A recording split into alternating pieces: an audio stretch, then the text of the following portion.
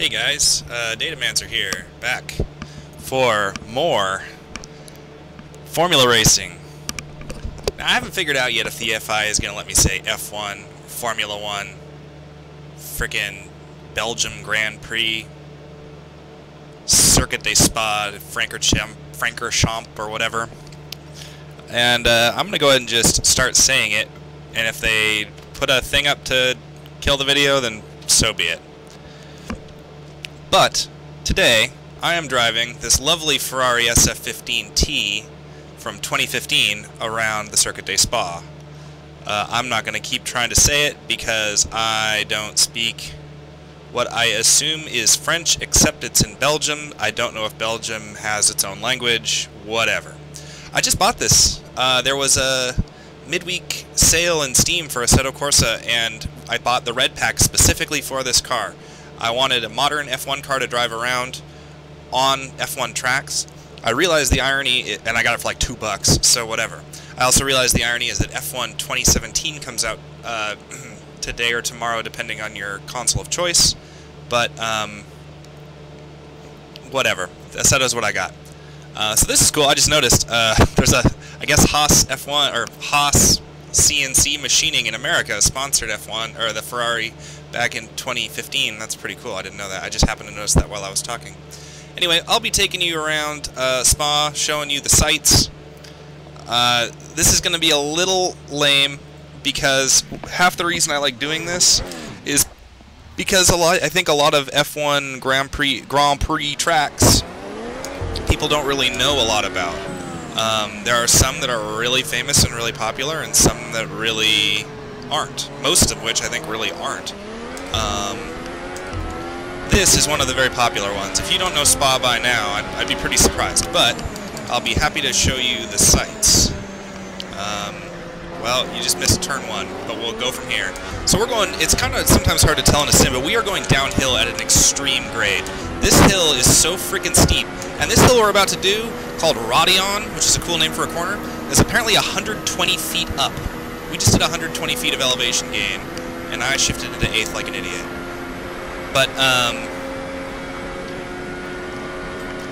I'm not a huge fan of this track. I know that puts me in the kind of rare category.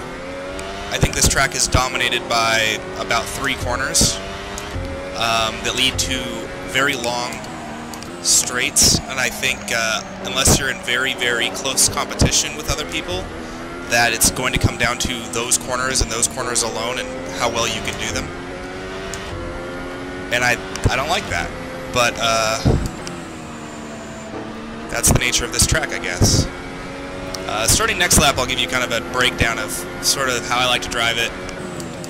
Right now, I'm just going to talk. Man, the break is finally over. F1 has lifted its embargo on my ability to enjoy life, and we finally, it feels like hundreds of years. Finally, we get to watch some Formula Racing again. And I've just been dying. I hate the break. I think the break might be my least favorite time of year now. I mean, it's just terrible. I get why they do it, and I don't have a philosophical issue with it. I just have a very selfish, God damn it, let me watch more F1 issue with it. So, yeah, if you guys weren't aware, F1, oh my god, F1 comes back on Sunday, and they will be at, it is the Belgian Grand Prix, as I've already mentioned, here at the Circuit des Spa. This car is really cool. I'll talk about this car in a minute, but let me do the lap here. Okay, this is the starting straight. The start-finish line's right up here. We're in a DRS zone right now, so I've opened the DRS flap. Alright, coming into T1, you're going to want to drop down, I think, to about 2nd. This corner is tight and it's mean, and everybody will crash here. Danny Kvyat will not make it out of that corner alive. I mean, alive, yes, but not with a functioning car. Just watch it. Okay, stay in 7th, don't go into 8th. Keep up tight, get a good line out of here, and you can do okay. I get on the curves here, I open the DRS. We are in super turbo mode. I don't have the MGUK settings to turn that up, but whatever. I usually brake right about at the barriers, which is maybe even a little early, although I kind of screwed up the braking there. So down into third. I stay in third for this series of corners typically. There we go. Coming down into this downhill section, brake earlier than it seems and go slower than it seems you should. We are off camber downhill. This corner is one of my least favorite corners in all of racing. Just really miserable to get right. Fourth gear for that guy, kind of coasted in. We're coming up on a high-speed left that I take in sixth typically. I don't know the names of all these corners, just the cool names. Actually, all of the corners have pretty cool names here. I ran wider than hell, but it doesn't matter. Brake at the barricade, or at the curb, sorry, and fourth gear. Stay in fourth for the next corner, or just slide off the track like an ass. Whatever works for you. I find that sliding off the track like an asshole is really the way to go. Dirty tires. This car is torquey as hell. Something about a turbocharger. Third gear for this corner, and this corner is one of those major corners you have to get right. You got to be flying at it here, because we're just, now it's just pedal to the metal forever. Just forever, you know. I'm using up the rest of my curves. Full speed here, although it's tight and you will overheat the tires potentially. Brake about here. That corner is, this is the bus stop, and it's notoriously difficult to get that corner right. I have a lot of trouble with it. Second gear, typically through this little S-curve section, and we are back at the start. And my tires are hashed. They also claim they're overpressurized, but Assetto is famously bad at conveying that information well.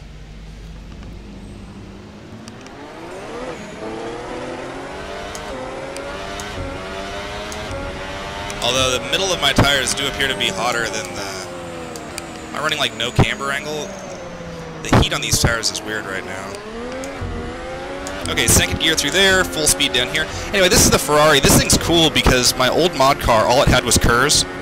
No DRS, no MGU, other than the KERS. The MGU-K, I guess. That is KERS, I suppose, in modern terms. It's now called MGU-K, I believe. I did KERS there, I kind of spaced out. Like third through there. Oh, the car just feels light. Now, that's one of the cool things about Spa that I didn't really think about until good old Max Verstappen said it today, and it's that Spa has these high-speed corners, like the one I just biffed on, that you ideally would have tons of downforce for. Just piles, heaps and piles. Like, think Spielberg, the Red Bull Ring. But it also has these heinously long straights, which is one of the reasons I'm not a huge fan. Or that's what I say anyway. Actually, it's a pretty fun track to drive.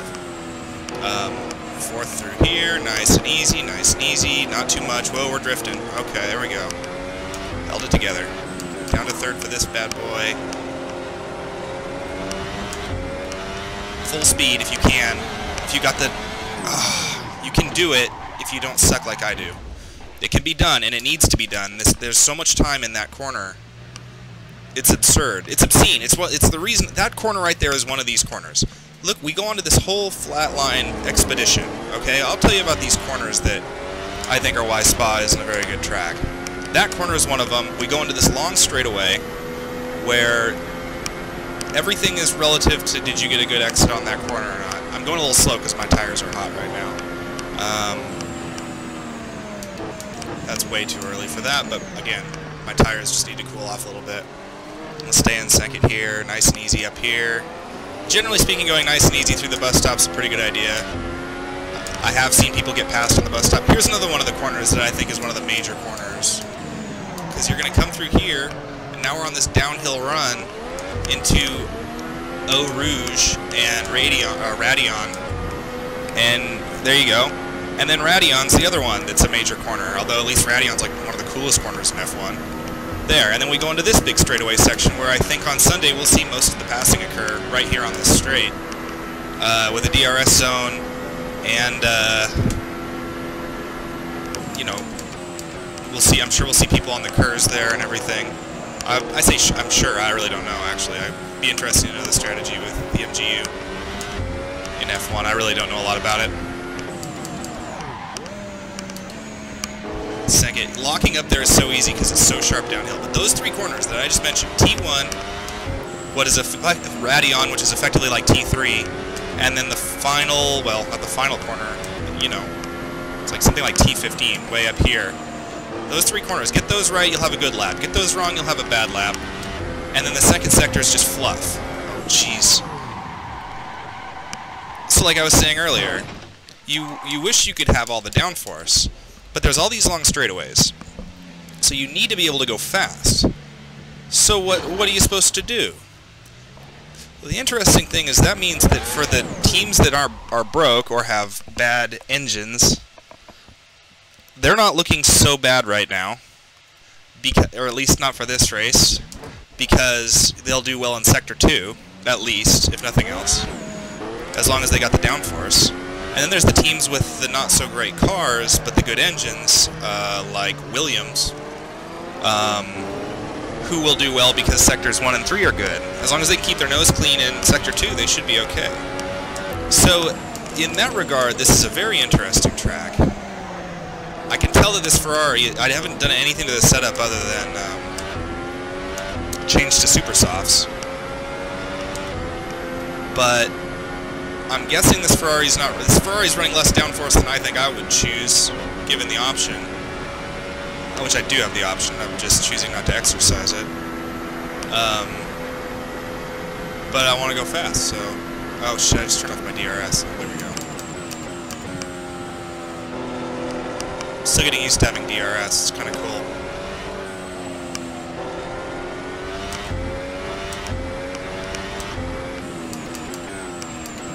Hey, I didn't lock up.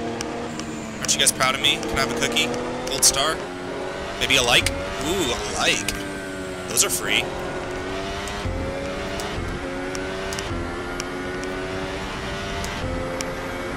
Down to 6th. Keep it in tight. Gun it, gun it, gun it, gun it, gun it. Back in, back in, back in. Ah, I didn't make it back in. Doesn't really matter, I don't think. I love shifting fast. I've been playing so much iRacing. You guys saw my last video. But it can't downshift like that. It's fun to be back in an F1 car. Aside from the fact that I just suck in this car, man. It's so freaking fast, and I think it's a good simulation. Don't let me say, oh, this car is hard to drive, and that means Assetto isn't a good game or something. I'm not trying to say that at all. I think the tire model here feels believable insofar as on your way up to the limit, you've just got grip, grip, grip, grip, grip. But God help you if you cross that threshold, you will be sliding, you will be crashing. And saving an F1 car never seemed like a very simple proposition. In fact, you don't see it much anymore, I don't think. I don't think you see guys cutting the rear end out and then bringing it back. You know, catching the slide, putting opposite in, and catching the slides. You don't see it much in modern F1, I don't think. Maybe you saw it more back in the day, but I wouldn't really know. I didn't watch it back in the day.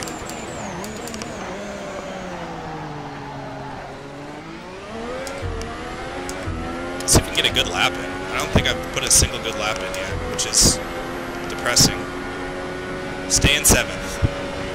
Over, onto the curb, onto the curb, onto the curb. That's nice. I can deal with that.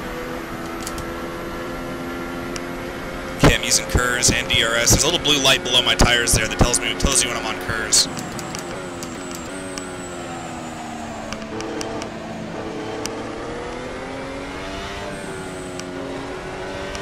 Nice little patient lap. Just want to try to get through this lap in one piece. Braking nice and early there so I'm sure that I don't lock up the tires and cause a problem.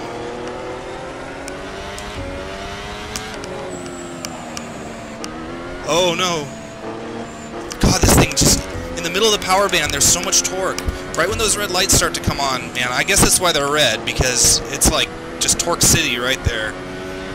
I think that's when the turbo starts to really kick in, and God, the car just won't, if you're not going fast, the car won't hold traction. The faster you're going, the more downforce you have. I mean, it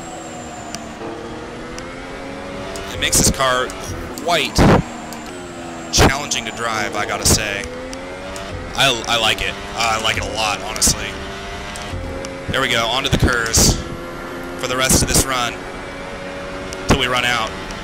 That's the little yellow bar on the RPM, the tachometer, and the speedo and everything. The cluster there on the left, it's empty now. It's gone. Here we go. Just gotta do the bus stop. We're good. Okay, we're out. Well, that's okay. Whoa, come on.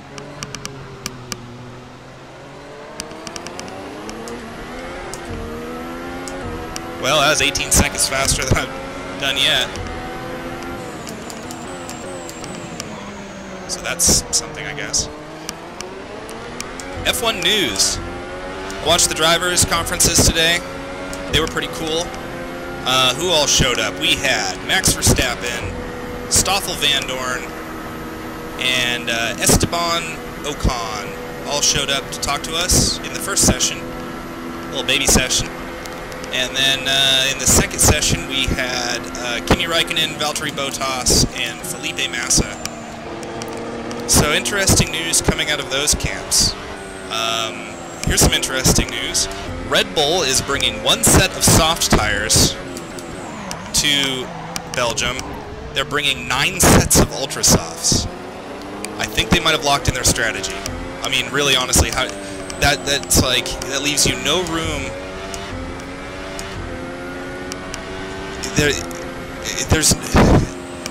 It's weird because, like, you know, if they change their minds they can't change their minds midweek, and they've already locked in. They are using ultra soft tires for every stint, and if those practice sessions go poorly, I really don't see how they have any hope of bringing it back. That said, they have a beautiful car. I think their engine could use some loving, but they've got a wonderful chassis, and I think that in Sector 2 they're going to be demonic. Also worth remembering that Max Verstappen considers this sort of a home track, and it was the first race and the only race in his career that he started in the front row after qualifying. But he did that last year, obviously, because this is his second year. Jeez, it's so easy to get that late. That's frustrating. I didn't use up all my MGU. That's weird.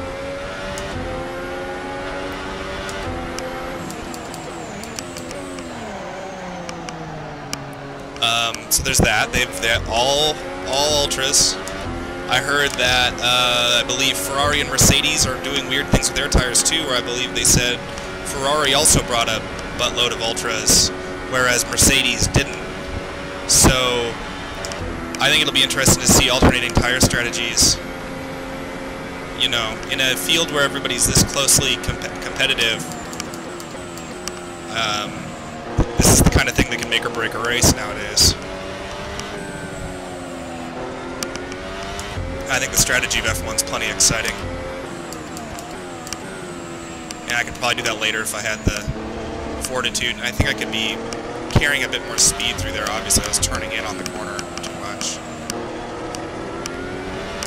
Oh, look at that exit. That's nice. That's a pretty important corner, too.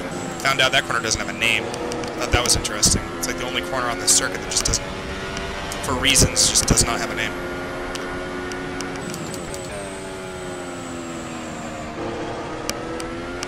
Using that engine brake like mad. I like a good engine brake. It can make the car a little unstable if you don't do it, if you don't use it quite effectively. But here we go. Here we go. Onto the curves. Man, that was a bad exit. Could have fooled me. I thought that was pretty nice. Still have curves. I can't change my MGUK delivery mode because I don't have that mapped. I honestly have run completely out of buttons on my wheel to put to things. I don't have brake bias or MGU. The MGU system's like 6 buttons, so it's kind of tricky to hook up. Drift! You guys wanted to see some drifting?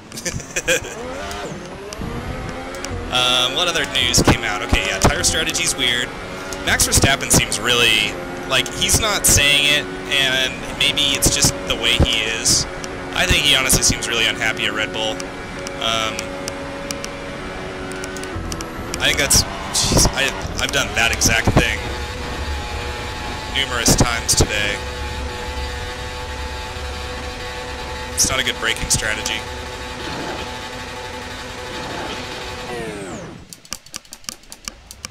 My tires are now 541 degrees centigrade. It's like surface of the sun hot. I just touched the gas. Oh, this isn't iRacing. Let's see, what other news did we get today?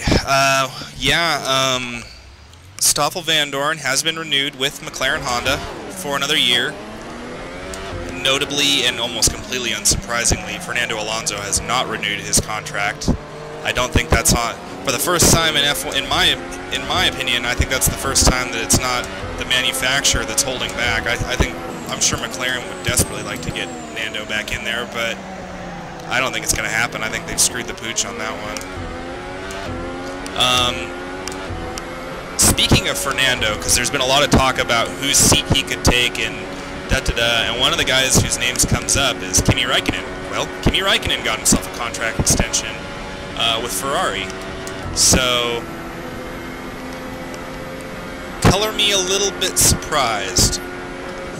But then, I don't know if I've got a bias against Räikkönen for some reason or what, but I kind of tend to think less of him than he's shown. I think he really is a better driver than I give him credit for more often than not.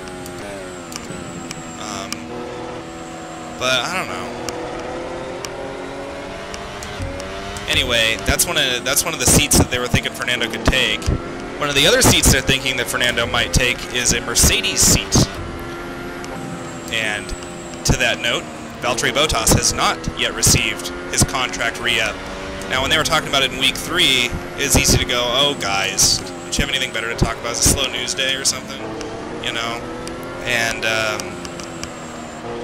I think now is about when the contracts kind of are supposed to start coming through down the pike. So, man, it just bit and did weird things. This car handles funny. I like it, but it's weird. It's hard to tame this beast. Sounds like something Will Ferrell would say.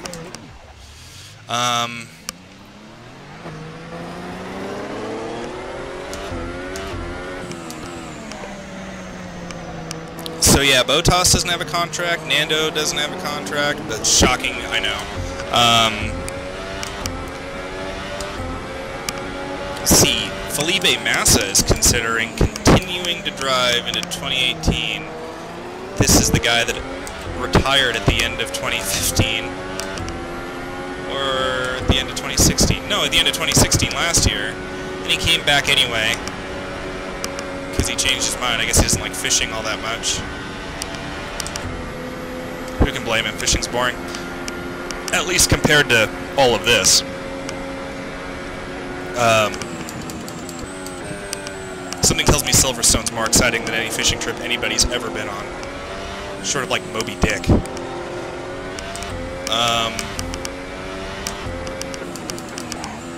Other news.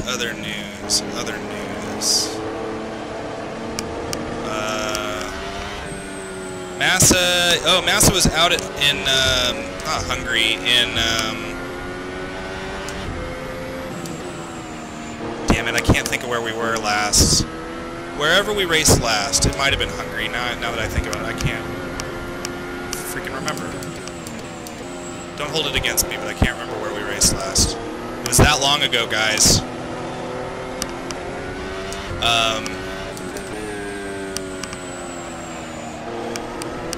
Anyway, he was out because, and they kept trying to ask him, and he kept saying, "Oh, I had vertigo." And I told my buddy Jordan, well, vertigo, yeah, but vertigo's a symptom, not a freaking diagnosis. At least that's how I understand it.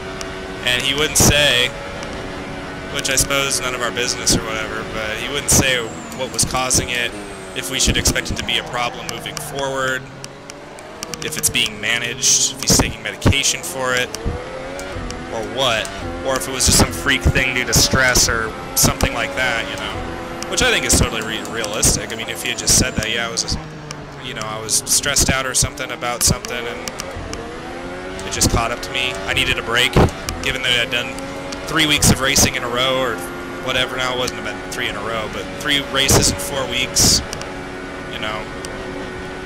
who would hold that against him? Felipe Massa is the oldest looking driver on the roster right now. Guy does not look like he is having it much longer.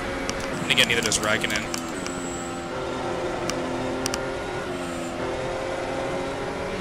F1 does seem like a good way to look like you're 45 by the time you're 35. Although Lewis Hamilton seems to be doing alright, if I do say so myself.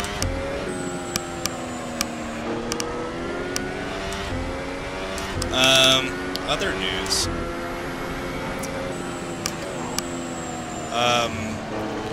One of the reasons I was saying earlier that I thought Max Verstappen sounded pretty disillusioned with Red Bull is that they had asked him about, one of the reporters asked him with some excitement about a supposed Red Bull upgrade package that they'd be receiving. He was asking specifically if Max thought that it would help them in Spa, and Max was like, I don't know what you heard, but it's like a couple tweaks to some like aero bits. It's like, it's not an upgrade package. It's not like we're going to come out there and blow the doors off of anybody. And, you know, so that's pretty mad. I mean, that's, yeah, I don't know. He just doesn't seem like he's having it anymore. Sorry for my inconsistent driving, guys. I haven't really warmed up here much today, and like I said, I don't like this track a ton, so part of the reason I don't like it, I think, is because I'm really bad at it. And I don't know this car very well either. This is my first time driving this car. Tonight is. I drove for about 20 minutes before I started streaming. Clearly did me a lot of good. But I could barely turn a clean lap then either, so.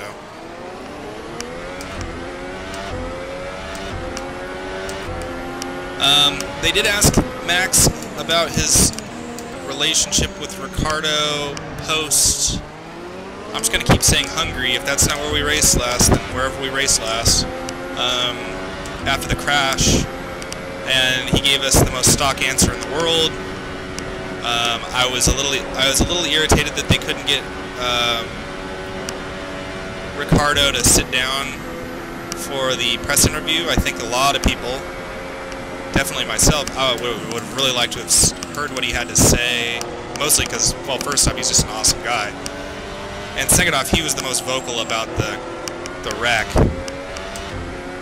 That said, I mean, right after the wreck, as soon as Will Buxton or whoever caught up to Verstappen after the race, or after he got out of the car and got all sorted out and talked to him about the crash, Max was immediately apologetic, immediately took all the blame for what had happened, which I thought was pretty classy. I don't know if Max had heard what Ricciardo had been saying, which was pretty harsh in the car, I thought, and out of the car. Honestly, it was two different sides of a very interesting crashy coin when they got interviewed after the wreck. Okay, don't put on KERS early. That was a bad idea. I tried it. It failed. Somehow I'm still alive. My tires aren't, though. See if we can quill them off with a little bit of high-speed air.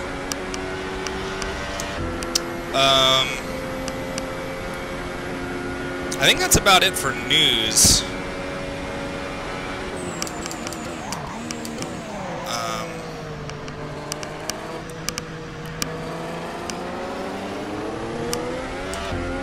Yeah, I can't really think of anything else, but I am just amped for F1. It's just gonna be great to be back to that. And Spa will be fun. I think Spa will be fun to watch. I think there's a lot of opportunities for passing in Spa. I know that when I race Spa in Assetto, this place right here, this straightaway, is where almost all the passing happens. And that doesn't include DRS or any of this crap. I'm talking GT cars. We do a lot of passing here into this corner here because you can really throw it in. This section's lame because nobody seems to be very consistent with the braking point here, so we all rear-end each other.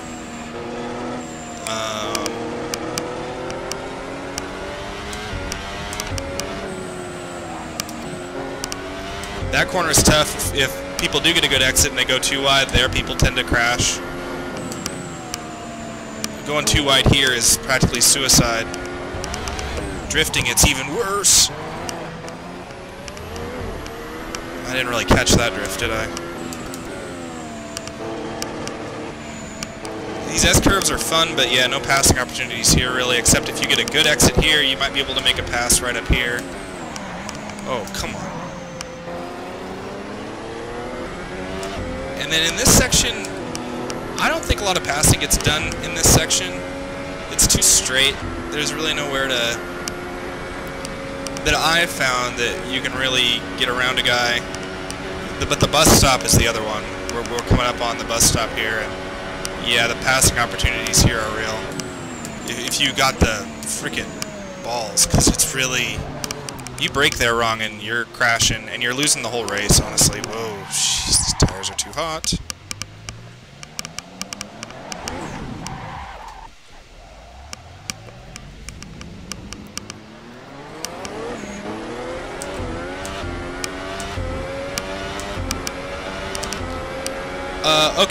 Okay. Weird. I would like to direct all of your attention to my lovely gauge cluster. Now,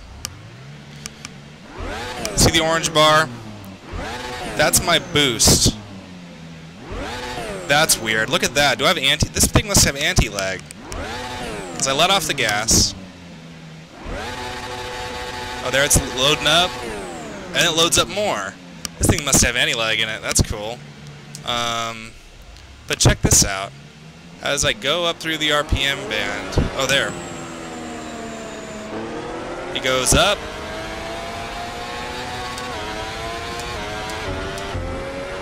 Then it comes down.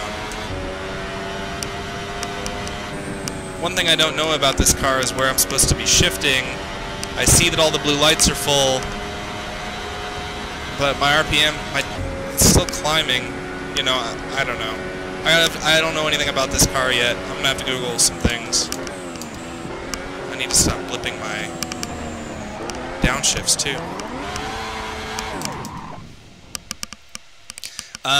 Okay, well, I think I'm gonna leave it at that. I'm really excited for this weekend. I hope you guys are too. Thank you so much for joining me on this lovely stream of mine here. I like to think it's lovely. I hope you guys have a good evening, and I'll catch you next time.